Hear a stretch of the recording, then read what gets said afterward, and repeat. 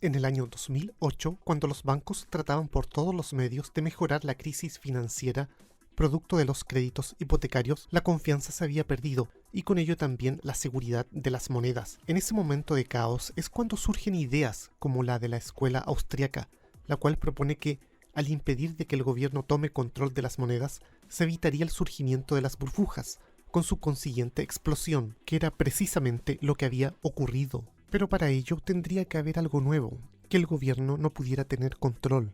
Ese es el ambiente en el cual comenzó todo esto. Es así como en el año 2008 se registra el dominio bitcoin.org, ya que había un programador que mantenía conversaciones con otras personas que estaba creando algo, una especie de dinero digital, es decir, que solo fuera manejado a través de internet, que los bancos y los gobiernos no tuvieran ninguna intervención, es decir, no solo era algo técnico, sino que tenía un ideal de independencia. El seudónimo que utilizó este programador fue Satoshi Nakamoto. Sus ideas y cómo esto funcionaría lo dejó por escrito en el llamado libro blanco. Aquí habían dos puntos muy importantes, que por un buen tiempo otros habían tratado de resolver. El primero era de que no se debía permitir un doble gasto, ya que al ser digital y no algo físico, tenía que haber una manera de llevar efectivamente la cuenta de qué es lo que se gastó o que se envió de un lugar a otro. El segundo punto preponderante era de que no sería necesaria la validación de un tercero, que en este caso podría ser un gobierno o los bancos. Sería un sistema en sí mismo independiente. Esto ocurrió en el año 2008 aproximadamente. Luego, de un día para otro, Satoshi desapareció, es decir, dejó de comunicarse con los que lo estaban ayudando. El sistema consistía en que una vez que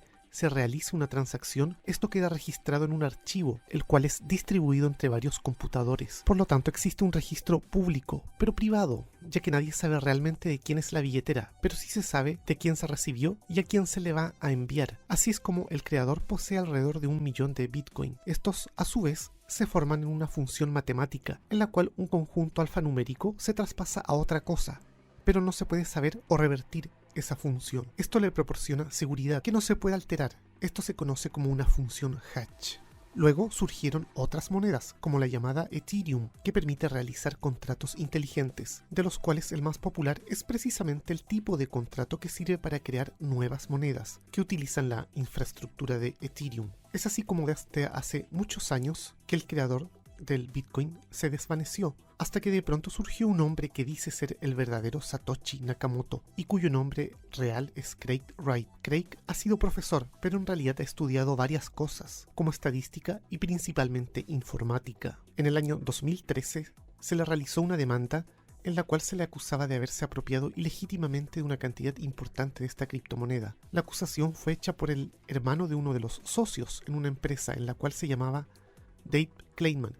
Este último era un programador que había escrito libros y daba charlas principalmente sobre seguridad informática. Ellos hicieron una organización que supuestamente se dedicaría a la minería de Bitcoin, pero en realidad lo que ahí hacían era un tanto confuso. En esta empresa había un tercero, que era una mujer de nacionalidad vietnamita, la cual al parecer estaba al tanto de todo, ya que posteriormente surgió como integrante de otra empresa en Londres, junto con Craig, quien, por su parte, al principio demandó a la familia de Kleinman para obtener mayor cantidad de acciones, pero luego más tarde diría que no tuvo ningún tipo de participación con la compañía, lo cual a todas luces es falso.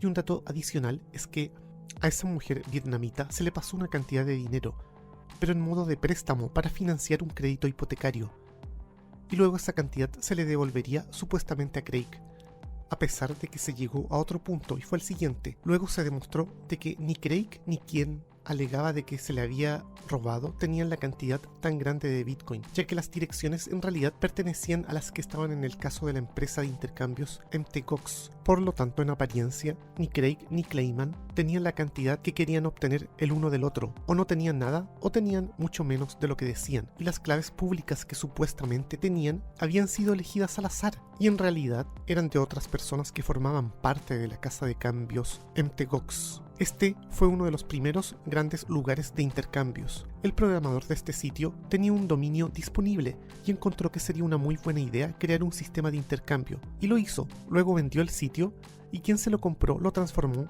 en la primera gran casa de cambios. Luego llegó un momento en el cual se perdieron los fondos y las transacciones, en un caso que quedó en pausa por muchos años, hasta que hace un tiempo atrás volvieron a aparecer las billeteras, y en las que en un juicio se les ha comenzado a devolver a los dueños originales de estas. El programador del poderoso software de intercambio de archivos y donkey llamado Jet McCaleb fue el mismo que programó MTGOX y la criptomoneda Stellar. Volvamos a Craig. En el año 2014 aproximadamente administraba varias empresas. Luego, en julio del año 2015, se salió de 12 de ellas. Fue cuando la revista Wired había estado haciendo ciertas averiguaciones y le enviaron un mail al que luego recibirían unas respuestas fuera de lo común, en la cual se les decía de que la IP en realidad pertenecía a Panamá y la empresa que lo administraba era la misma que utilizaba Satoshi para gestionar Bitcoin.org. En esa época, Craig estaba viviendo en Australia con su familia, a horas de haber aparecido un artículo en la revista Wired en la cual se le vincularía a Satoshi, recibiría a funcionarios del gobierno, los cuales requisaron todas sus cosas, lo que haría que tomara la decisión de marcharse a Londres. Cada cierto tiempo, existe alguien que piensa que debería haber una cadena de bloques que tenga alguna característica especial y que los desarrolladores de Bitcoin no han agregado. Entonces ocurre el llamado hard fork, es decir, a partir de la cadena principal se crea otra, la cual es administrada por otro equipo y por otras máquinas, es decir, computadores, servidores, que al estar conectadas a la red validan las transacciones. A las personas que administran esto se les dice mineros. Fue así como la cadena original experimentó un duplicado llamado Bitcoin Cash, y luego de un tiempo, a partir de esta surgió el Bitcoin SV, la cual está impulsada por Craig Wright, Calvin Ayre. Este último tenía una empresa de desarrollo de software hasta que se concentró en hacer uno en particular para administrar casinos, llegando él mismo también a tener uno, el cual fue llamado Boktok. Esto le permitiría tener el capital necesario para apoyar ciertos proyectos que le parecían interesantes, como fue el caso del SB. Una de las disputas que siempre ha existido es de que para acelerar las transacciones, estas debían estar en bloques más grandes. Es ahí cuando surgen proyectos como el de BTC Cash, pero en el caso de SB esto aumenta considerablemente, por lo que en un solo bloque pueden caber muchas más transacciones, acelerando toda la red. Y en experimentos de laboratorio con computadores se ha logrado crear bloques tan grandes como de 1 giga o incluso hasta 1 terabyte. Aquí Craig hace un punto importante, y es que él menciona de que los desarrolladores de BTC no les importa mucho aumentar el tamaño del bloque y con esto mejorar el desempeño de la red completa, ya que existe una red que funciona encima y fuera de la cadena de bloques, que permite acelerar enormemente las transacciones y permitiría incluso